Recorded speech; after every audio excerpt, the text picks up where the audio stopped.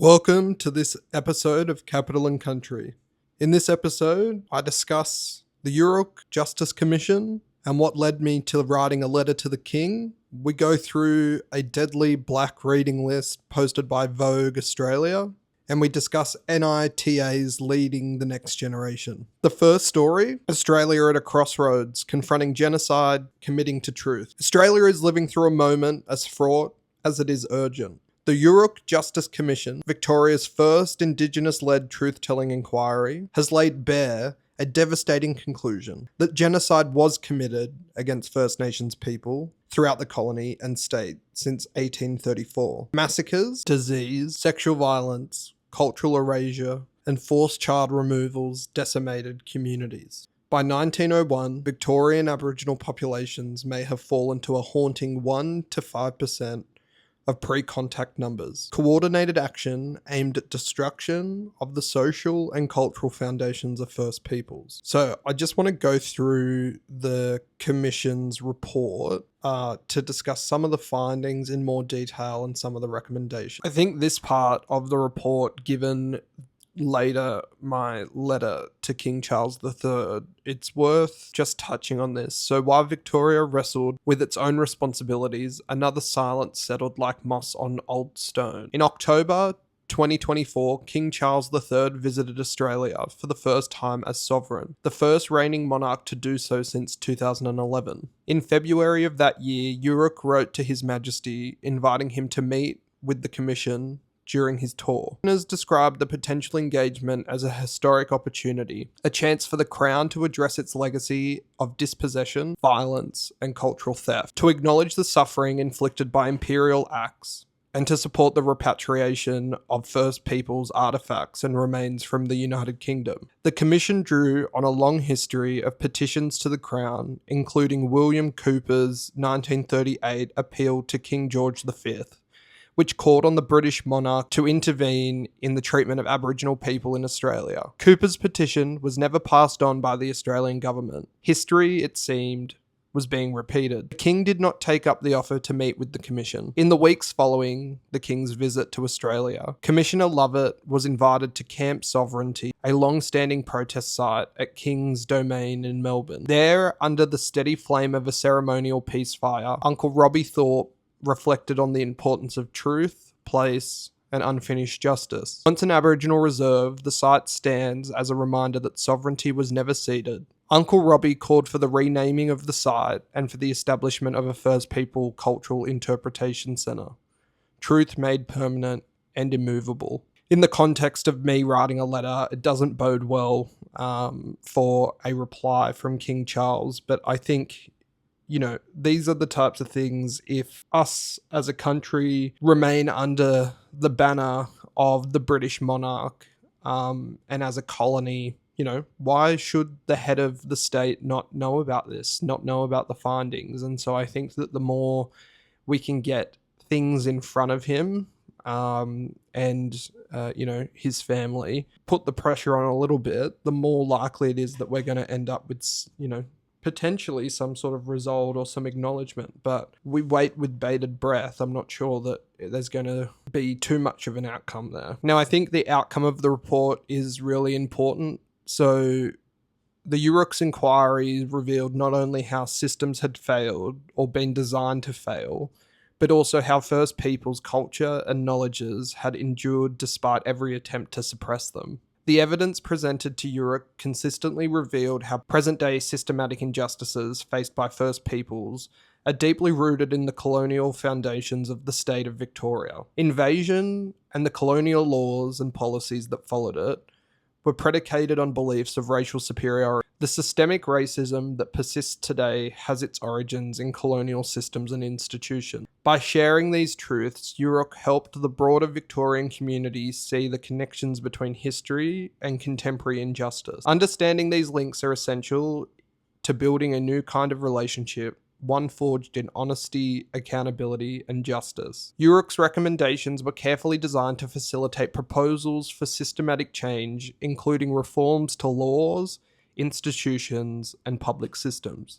Many of these were intended to be taken up through treaty negotiations, while others pointed to an immediate action the state could take to begin redressing injustice. Each marked a step towards a different future, one in which truth is not hidden and justice is not postponed. All reforms were underpinned by a call for self-determination. Over its 4 years of operation, Yoorrook produced 3 reports spanning 8 volumes, addressing systematic reforms needed across its area of inquiry. The first interim report, Yoorrook with Purpose, was delivered in June 2022, providing an overview of Yoorrook's progress, including the initial challenges it faced during its establishment. It outlined Yoorrook's methodology, centering First Nations people in Victoria in the Commission's processes. It made just 2 recommendations based on what was critical to complete the Commission's work successfully. Firstly, it recommended that the Victorian government provide a 2-year extension of time for Yoorrook to deliver its final report. Given the enormity of its mandate, the complexity involved in establishing and operating in a culturally safe and trauma-informed way, and in recognition of the time lost to COVID-19 lockdowns during its first year. Secondly, the Commission recommended that the government urgently legislate to protect Indigenous data sovereignty. In 2023, the government responded by granting a 12-month extension of time to 30th of June 2025, and committing to reform to address protections of First Nations evidence. In September 2022, Yoorrook commenced its inquiry into Victoria's child protection and criminal justice system. During its public hearing, the Commission heard accounts of the removal of Aboriginal children from their families and how the criminalisation of resistance to dispossession were state-sanctioned colonial practices in the lands now known as Victoria. It heard heart-wrenching accounts of families being torn apart, together with powerful stories of survival, cultural strength, and revival. First Peoples, witnesses, and organisations emphasised the critical need for self-determination in the child protection and criminal justice system. These truths, together with 46 recommendations for reform, were presented in Yoorrook's report, Yoorrook for Justice, report into Victoria's child protection and criminal justice systems, tabled in the Victorian Parliament on the 4th of September 2023. On the 3rd of April 2024, the Victorian government formally responded to Yoorrook's recommendation for reform. The Commission was disappointed that the government accepted just 28 of the 46 recommendations in full or in principle, and committed to considering 15 more. 3 recommendations were not supported. In October 2024, the Victorian government reported its progress implementing these recommendations. Progress has been made on several recommendations, and it now supports a further 3 recommendations previously under consideration. Starting in October 2023, Yoorrook focused its inquiry on injustice against First Peoples in relation to land, sky, and waters. Yoorrook gathered an unprecedented body of evidence about justice, right violations, and other harms experienced by First Peoples in relation to their lands and waters, together with recommendations for reform. From May to June 2024, Yoorrook also held hearings to gather evidence about health, housing, education, and economic injustices experienced by First Peoples. The Commission heard how racism and discrimination had infiltrated and embedded itself within these systems, which were not designed for or by Aboriginal people. Yoorrook's recommendations relating to these inquiries into land, sky and waters, health, housing, education, economic injustice and access to records are contained in its final interim report, Yoorrook for Transformation. So what are the key findings? The Yoorrook Justice Commission was established in 2021, mandate with broad and far-reaching, including reporting on historical and ongoing systematic injustices experienced by First People in Victoria. Over 1,300 submissions, evidence from more than 250 witnesses across 65 hearing days, as well as 67 roundtables and yarning circles. Yoorrook has delivered 3 interim reports that examined and identified the causes and consequences of systematic injustices. All major political parties, whether in government or in opposition, have perpetuated and compounded the trauma, injustice, and suffering of First Nations people. Yoorrook's findings are not the result of evidence from First Nations alone. Over the course of the inquiry, Yoorrook received evidence from First Peoples, including elders, traditional owners, and community-controlled organisations. But the Commission also received evidence from the Premier, ministers, public servants, historians, healthcare workers, educators, other service providers, religious leaders, descendants, and everyday Victorians. The consistent and overwhelming theme of this evidence is that the legacy of colonisation is still manifest in every aspect of life, including the current day overrepresentation of First Peoples in the criminal justice and child protection systems, and in the inequitable outcomes in health and well-being, housing, employment, education, economic and political life. First Peoples have demonstrated that with secure access to their lands, waters and resources, they are better able to provide for the social, economic and cultural needs of their community than government or industry. Yoorrook's key findings draw from the conclusions presented in the Commission's existing reports, but are limited in the number in order to highlight the key events in Victoria's colonial history that underpin the systematic injustice facing First Peoples in Victoria today. So I just wanted to touch on some of the key findings. I probably won't go through all of them. The first one here is the land now known as Victoria was not discovered by the British Crown or founded by settlers. And I think it's worth probably putting a bit of a caveat on all of these. And for most listeners, this will come as fairly fairly standard language that we all, know and agree upon and can stare at and say, yeah, well, that makes complete sense. But I think that, the Yoorrook Justice Commission, what it does is it memorializes this in quite a legitimate way. And so, a lot of this will probably just look at and go, oh, well, we know this, but it is worth just, tempering our thoughts with that. So First People have been caring for country in Victoria for at least tens of thousands of years. Pre-colonisation, Victoria was home to about 60,000 First Peoples, comprising 300 to 500 clan groups and speaking over 40 First Peoples languages. The second one, the sovereignty of First Peoples in Victoria has never been ceded and continues to exist. First Peoples exercised sovereignty before the British invaded. From time immemorial, Victorian First Peoples have practiced their law, cared for their communities, families and children, and nurtured country through their spiritual, cultural, material and economic connections to the land, water and resources. It is the first law of this country. First Peoples' sovereignty reflects ongoing spiritual and ancestral ties between the land, waters and traditional owners. First Peoples' sovereignty has not been lawfully acquired under international law. This is because the purported settlement or occupation of Australia by the British cannot be validly relied upon as country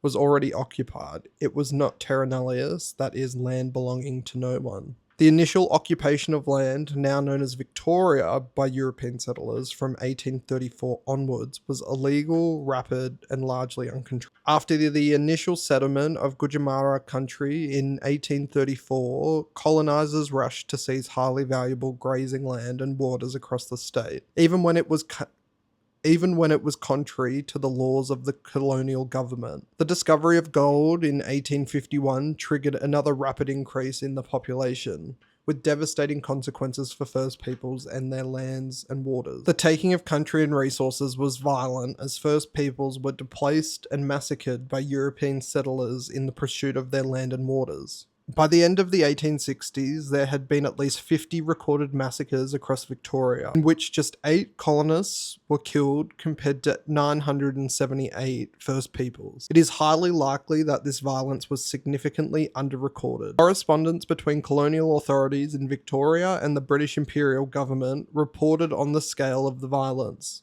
and the significant threat to First Peoples populations. The British Imperial government were aware of the gross abuses of First Peoples and failed to act or take any effective action to protect the First Peoples, their property or other rights. The colonial government of the day played both an active and passive role in violence, including massacres, killings, rapes and pillaging, in the 20 years that followed the arrival of Europeans in Victoria. The number of Victorian First Peoples is estimated to have dramatically reduced by more than 90% from 15,000 to just 1,900. Laws and policies of the British and colonial governments were used to authorise the confiscation, theft, use and damage of the lands and waters belonging to First People without their consent. Large pastoral estates established between 1836 and 1851 created the foundations for the accumulation of vast amounts of land and intergenerational wealth unavailable to First Peoples. By 1884, all First Peoples land and water had been divided and categorised, and First Peoples have been forcibly expelled from their lands and confined to smaller and smaller parcels of land through the reserve system over time. The Protection Acts and other related colonial laws and policies deliberately disrupted First Peoples' connections with their traditional lands and waters and each other, and by today's standards, a number of these actions would amount to genocidal acts. From the 1850s, First Peoples were forced into missions and reserves where they were monitored, punished, prohibited from speaking language and practicing culture, and were often Christianized. Control over First Peoples' lives intensified with the introduction of the Aborigines Protection Act 1869 VIC and its amendment and successor acts, including the Aborigines Protection Act 1886 VIC. The 1886 Act was used to keep Aboriginal natives on reserves and force people of mixed descent off reserve, so they could be absorbed into general community and eventually disappear. The Act marked the beginning of the stolen generations and was used to justify the removal of First Peoples children and the separation of families. The power of police to forcibly remove children under child welfare laws continued until 1985 through the Aborigines Act 1910 VIC.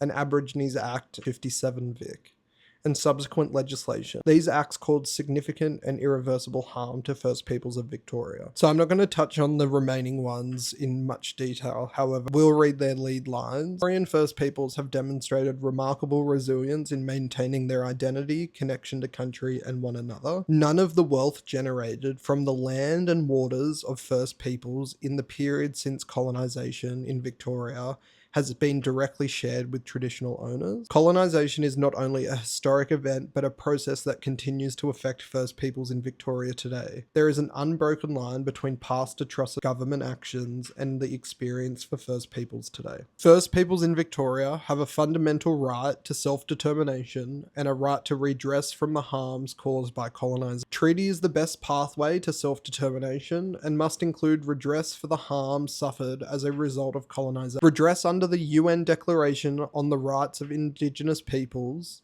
is multidimensional and can include elements of restoration, compensation, rehabilitation, satisfaction, and guarantee of non-repetition. So I just want to spend some time looking at Yoorrook's recommendations for immediate and lasting reform. They make 100 recommendations for transformative change, urgent action, and redress, including reforms relating to land, education, health, housing, economic and political life, and access to records, while Yoorrook for Justice makes 46 recommendations for reform across the criminal justice and child protective systems. So general recommendations. These recommendations address broad structural issues that affect many areas of life for First Peoples in Victoria. They include reforms related to treaty, self-determination, governance, and other cross-cutting issues that underpin justice and long-term change.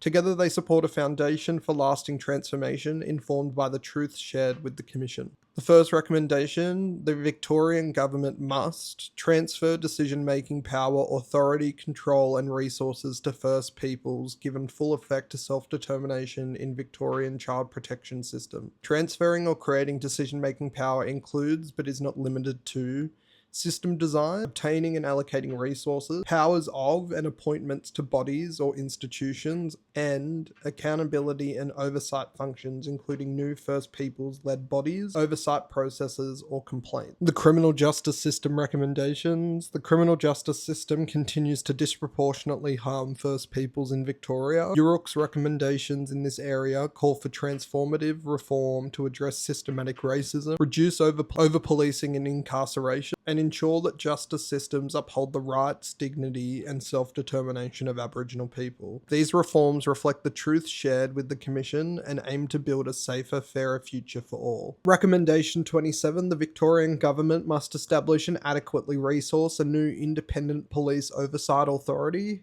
headed by a statutory officer who has not been a police officer. 2. A. Investigate and determine all complaints about police, except for minor customer service matters. B. Investigate and report on all police contact deaths and serious incidents. C. Conduct independent monitoring of and reporting on police custody and detention. D. On its own motion, monitor, audit, systemically review, and report on the exercise of police powers and interaction with the public, including customer service matters. E. Undertake own motion public interest investigations. And F. Publish reports in the public interest. The new authority must, G. Have powers to arrest, search property, and compel the production of information, including from the Victorian Police. And H. Include a dedicated division for complaints for First Peoples that are under First Peoples leadership. Land, Sky and Water Recommendation. Recommendation number 14. The Victorian Government must provide redress for First Peoples and their families affected by soldier settlement schemes, including A. An acknowledgement and apology by the Victorian Government to First Peoples affected by soldier settlement schemes and their families. B. Appropriate support for First Peoples affected by soldier settlement schemes and their families. And C. Redress, including land grants and or compensation. Education recommendation. Recommendation 47. Working with First Peoples, the Victorian Government must continue to ensure that ongoing sustainable funding is provided to First Peoples-led early education services, including to expand service delivery and meet demand for services. Health recommendation 70. Led by First Peoples, the Victorian Government must, working with the federal government where necessary, A. Increase funding to First Peoples-led health services to ensure they are sufficiently resourced to deliver First Peoples, regardless of where they live, a similar range of services, including material 1. Maternal and child health services. 2. Financial support programs for those struggling with cost of living and food security.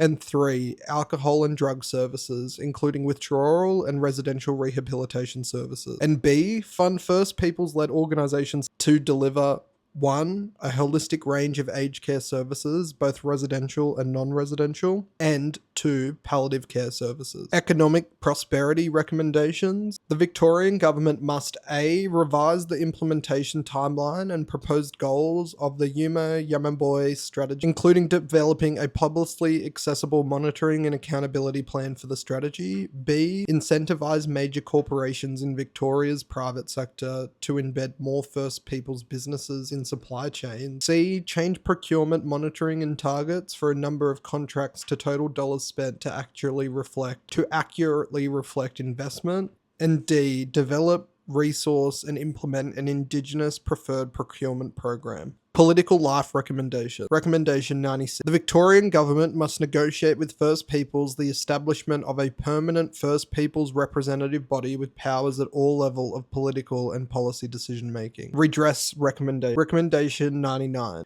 The Victorian Government must officially acknowledge the responsibility of its predecessors for law, policies and practices that contributed to systemic injustices against Victorian First Peoples. Make official apologies to First Peoples in Victoria, and negotiate with the First Peoples Assembly of Victoria a form of words for official apologies to First People, individuals and community. And I think most importantly is recommendation 100. Through both statewide and traditional owner treaties, the Victorian Government must provide redress for injustice which has occurred during and as a result of colonial invasion and occupation of First Peoples territories and all consequent damage and loss, including economic and non-economic loss for genocide, crimes against humanity, and denial of freedoms. In respect of the redress obligations for the taking of land, water, and resources from First Nations people, the Victorian Government must act consistently with the principle of UNDRIP Articles 8, 2B and 28, including the following. A. Redress for economic loss, including past loss, loss of opportunities, and loss to future generations. B. Interest on economic loss. C. Redress for non-economic loss, including cultural loss assessed at the date of the extinguishment. And D. Interest on non-economic loss. Redress should take form of E. Restoration of traditional lands, waters, and natural resources, ownership rights to First Peoples. F. Monetary compensation. G. Tax relief. And H. such other financial or other benefits as may be requested by the First Peoples Assembly of Victoria or the local treaty bodies in treaty negotiations. So I think from this, I wanted to go through and make sure that we had a really deep understanding on what the report has found, its key findings, and some of its recommendations. I think from this, it's not a surprise for us that these findings have come out. You know, it's not a shocker that genocide, rape, the removal of children, the dispossession from lands, waters, culture occurred. But like I made a point earlier, it is cementing it in quite an official process, and that's a positive. I think for me, being a sort of Republican and wanting to move to a Republican system and shed ourselves from our colonial monarchical background, I think it's important that our head of state, you know, we look at our prime ministers or our premiers at a state and territory level as the heads of state. And I think that we often forget that the king, previously the queen, is our head of state. And so, you know, if he wants to be our head of state, he should know about this. And, you know, the Yoorrook Justice Commission wrote to him, asked him to participate in the process. He didn't. They've come up with their findings and their recommendations. And so I thought it important to at least let the king know about this. And so I'm just going to read you my letter to His Majesty King Charles III. As one of your subjects, though not by consent, I write to inform you of the findings of the Yoorrook Justice Commission, Australia's first Indigenous-led truth-telling inquiry. It has concluded that genocide was committed against Aboriginal people in Victoria from 1834 onward, not by accident nor in chaos, but through deliberate policy. Massacres, child removal, and systemic erasure of culture and identity. These actions were carried out under laws and structures sanctioned by the Crown. These numbers are stark.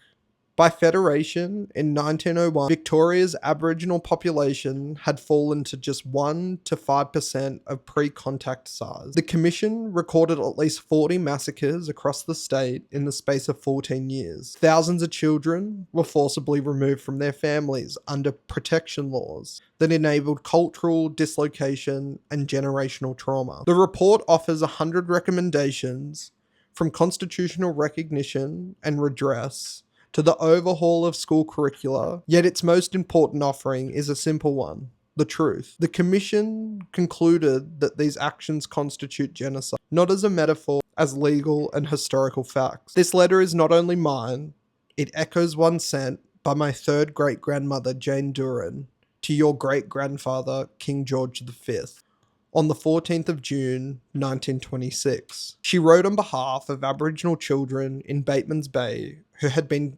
excluded from school for months. Why call it a public school, she asked, if it's not public to all? Her letter was stamped by Buckingham Palace. This letter has not been acknowledged. I write now with a simple request.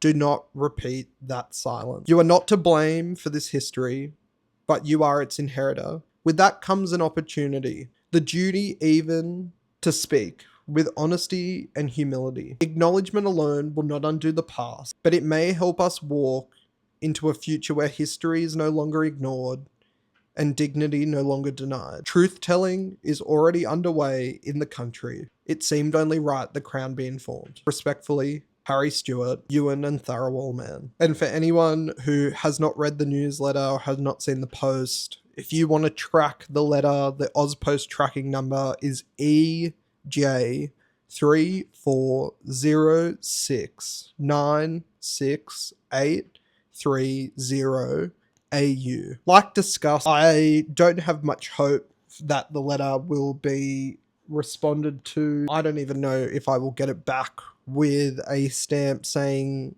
this letter has not been acknowledged. I hope that I do. For posterity's sake and historical stake and being able to, keep that. But you never know with these things. So moving on to a lighter note, empowering First Nations through vocational training and recognition. The National Indigenous Training Academy, NITA, operated by VOUGE's Indigenous Tourism Australia across its Air Rock Resort and Mossman Gorge Cultural Centres sites, is making significant milestones in empowering First Nations youth through vocational education. Since its establishment in 2011, NITA has supported more than 750 Indigenous Australians to achieve nationally recognised qualifications, including over 650 graduates from its Uluru campus alone. This July, the Academy was announced as a finalist for Small Training Provider of the Year at the 2025 Northern Territory Training Award, an affirmation of its growing stature as a registered training organisation with national impact. Leading the celebration is graduate-turned-coordinator Kit Hawes, recently honoured as Aboriginal and Torres Strait Islander Student of the Year at the GTNT Group Award, a testament to the life-changing power of culturally grounded education. Matt Cameron-Smith, CEO of the VOUGE's Indigenous Tourism Australia, emphasised that NITA is more than a training academy. It is a launchpad for Indigenous success, instilling skills, confidence, pride and purpose in its graduates. With on-site traineeships delivering Certificate 3 qualifications in hospitality and tourism, NITA continues to forge pathways into meaningful employment, nurturing the next generation of Indigenous leaders in tourism and beyond. And our final story, Turning the Pages, VOUGE Australia champions essential First Nations voices. In a bold cultural move, VOUGE Australia has curated an essential reading list of Indigenous authors, an invitation to elevate First Nations narratives from the page to the national conversation. This isn't a token gesture, it is a commitment to deep listening, learning, and honest reflection. At the heart of the list are seminal works such as Bruce Pascoe's Dark Emu, a rigorous re-examination of pre-colonial agriculture, and Aboriginal emerging that has reshaped public discourse about what Aboriginal Australia once was, and still is. The anthology also honours Sally Morgan's My Place, a landmark 1987 memoir that traced her journey to uncover her hidden Aboriginal heritage, a book that helped usher Indigenous storytelling into mainstream Australia. Other crucial titles include Alexis Wright's The Swan Book, a chilling futuristic novel confronting climate change and identity, shortlisted for the Miles Franklin Award. Melissa Lukanchenko's Mullumbimby brings modern Bundjalung experience into sharp focus, winning the 2013 Queensland Literary Award. These contributions are complemented by powerful work from poets and memoirists, texts that cut across genres and generations, laying bare the lived realities and spiritual connections of First Nations people. VOUGE has notably highlighted this collection as an essential Indigenous Australian reading list, signalling the title's clear editorial intent to guide its readers toward cultural insight. By using its platform to elevate these voices, VOUGE is taking an active role in the ongoing work of reconciliation. As readers turn these pages, they participate in a more inclusive national story, one that honours the resilience, knowledge, and creativity of hundreds of thousands of years of First Nations experiences. And that's it for Capital and Country. If you find anything interesting, hit that like button, share it with a friend, or continue the conversation over dinner. This has been Harry Stewart. Yarn to you next time. And this is my baby Luna. She's a baby.